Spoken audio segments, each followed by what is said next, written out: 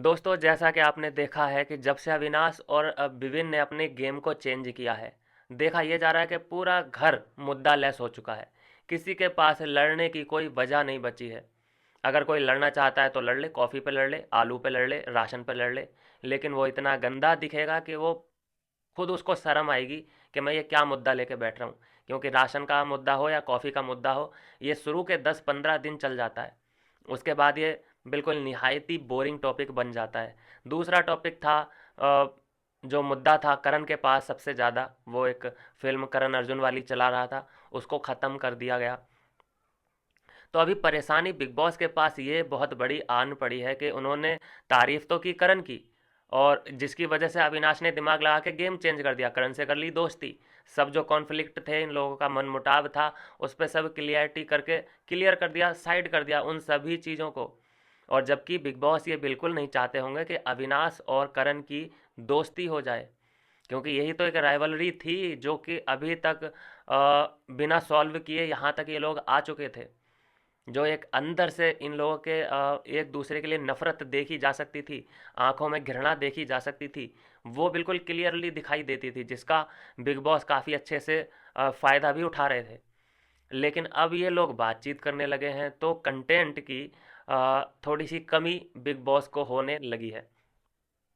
आप भी दोस्तों खुद महसूस करते होंगे इस बात को कि जब कोई टास्क होता है, जैसे टाइम गॉड का टास्क हुआ या नॉमिनेशन का कोई टास्क हो, उस वक्त तो सब लोग ये एक दूसरे पे कीचड़ उछालते हुए नज़र आते हैं, लेकिन बाकी के time whatever you want to do, कुछ भी करो कोई मतलब नहीं है। कोई जिम कर रहा है, कोई अपना नहाने धोने में व्यस्त है, कोई अपनी डेंटिंग पेंटिंग कर रहा है। मतलब कंटेंट ना देने के बराबर ये लोग काम कर रहे हैं, जिसकी वजह से हो क्या रहा है कि बिग बॉस को अपना दिमाग ज़्यादा लगाना पड़ रहा है। उनको कई परेशानियों का सामना करना पड़ रहा होगा, एक्स्ट्रा टास्क देने पड़ रहे हैं कि इनमें कुछ तो ये दें ऑडियंस को। ऑडियंस कब तक इनका जिम देखती रहेगी, कब तक इनको सोफे पे बैठ के देखती रहेगी। आई I मीन खुद तो सोफे पे बैठे, लेकिन बोरिंग बातें इनकी वही की वही।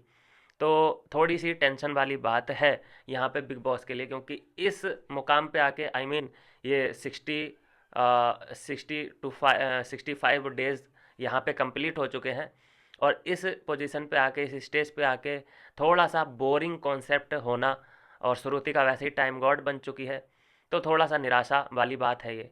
एक कन्वर्सेशन दोस्तों सामने आ रही है ईशा एंड रजत की, जहाँ पे ईशा का कहना है रजत से कि यार रजत, तुम वो डिसीजन जो है चेंज कर सकते थे, तुम्हें श्रुतिका को वो डिसीजन नहीं देना चाहिए था। श्रुतिका की जगह तुम हमारे ग्रुप में से किसी को टाइम गॉड बना देते। तो यहाँ बड़ी अच्छी बात कही रजत ने कि मैं इंसान के तौर पे इतना नहीं गिर सकता, क्योंकि क्लियरली दिख रहा है कि उसकी टोकरी में बहुत ज़्यादा फल थे। मतलब अगर 19-20 का भी फ़र्क होता तब भी मैं 22 डिसीजन ले लेता, लेकिन श्रुति का बिल्कुल साफ क्लियरली विन वहाँ पे दिख रही थी। और अगर मैं ये डिसीजन ले लेता तो बाहर जो मेरे फैंस हैं वो मुंह छुपाने के काबिल नहीं रहते कि क्या ही करते, मतलब मुंह दिखाने के काबिल नहीं रहते। इतना बायस कोई कैसे हो सकता है। तो यहाँ पे बिल्कुल ठीक कहा, मैं खुद इस बात से एग्री करता हूँ कि चाहे वो इरिटेटिंग है, चाहे वो कुछ भी है, लेकिन इतना अगर डिफरेंस है तब तो तुम्हें सही फैसला ही लेना पड़ेगा। अगर इतना है और तुम्हारा दोस्त है जिसके पास, जिसे तुम बेनिफिट्स ऑफ डाउट्स दे सकते हो, तो ज़रूर दे दीजिए, उसमें कोई बुराई नहीं है। लेकिन इतने बड़े गैप में आप कुछ नहीं कर सकते। तो यही यहाँ पे रजत बोलते हुए दिखाई दे रहे हैं कि ईशा, तेरी बात सही है, लेकिन मैं इंसानी तौर पे इतना नहीं गिर सकता। अच्छा, बाइस डिसीजन लेने की बात कर रही है यहाँ पे, फोर्स कर रही थी कि हम इस पोजीशन पे आ चुके हैं, अभी हाई टाइम चल रहा है, अभी हमें ये नहीं देखना है कि फेयर या अनफेयर, अभी हमें बायस होना पड़ेगा आगे के सफ़र के लिए। लेकिन यही बात ये अविनाश से भी बोल सकती थी। अविनाश के जो वो उसने फैसला लिया था वो भी बायस हो सकता था। आई मीन बायस की क्या बात है, वहाँ तो अगर आप फेयर भी खेल लेते तब भी नॉमिनेशन से विविन डी सैना उस वक्त बच सकता था। लेकिन आपने क्या प्लानिंग की, वो क्या था, वो बात अभी तक एक्सपोज हुई नहीं है। उसका उस बात का इंतज़ार, उस खुलासे का इंतज़ार पूरा देश कर रहा है कि वहाँ पे क्यों ईसा फ्रिज हुई थी। किसी के पास कोई आंसर नहीं है। विविन ने भी पूछा था कि क्या हुआ था, वो क्या सीन था। आई डोंट नो मैं क्यों फ्रिज हो गई, ये कोई आंसर होता है। और अविनाश से पूछा गया तो उसने भी थोड़ा हंस हंस के वो जो आंसर था उसको टाल दिया। मतलब एक बस नॉर्मल वे में लेके आगे बढ़ गए। मुझे बड़ी उम्मीद थी कि ये टॉपिक ज़रूर सलमान खान उछालेंगे, थोड़ा सा एक्सपोज करेंगे, लेकिन निराशा हाथ लगी कि इस टॉपिक को बिल्कुल ही स्किप कर दिया गया था। तो अभी तो ये रजत को सिखा रही है कि 22 डिसीजन लेना चाहिए, अपने दोस्तों के लिए खेलना चाहिए, अपने ग्रुप के लिए खेलना चाहिए, लेकिन उस वक्त क्यों नहीं विविन का तुम्हें ख्याल आया।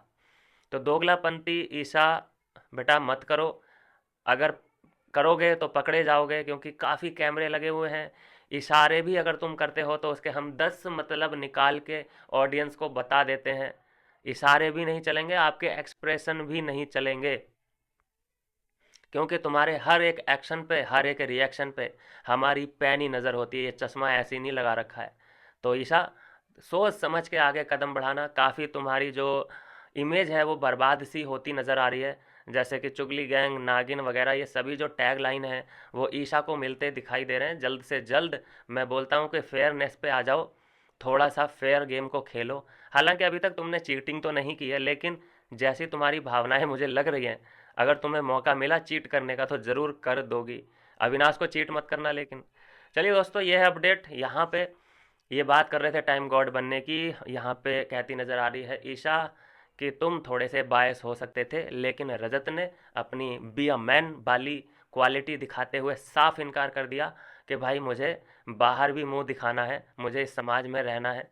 लोग क्या कहेंगे कि मैंने एक बायस डिसीजन ले लिया और इतने बड़े अंतर को मैंने यूं कर दिया, पलट दिया बिल्कुल, तो वो चलता नहीं है। मिलता हूं दोस्तों नेक्स्ट वीडियो में नई अपडेट के साथ।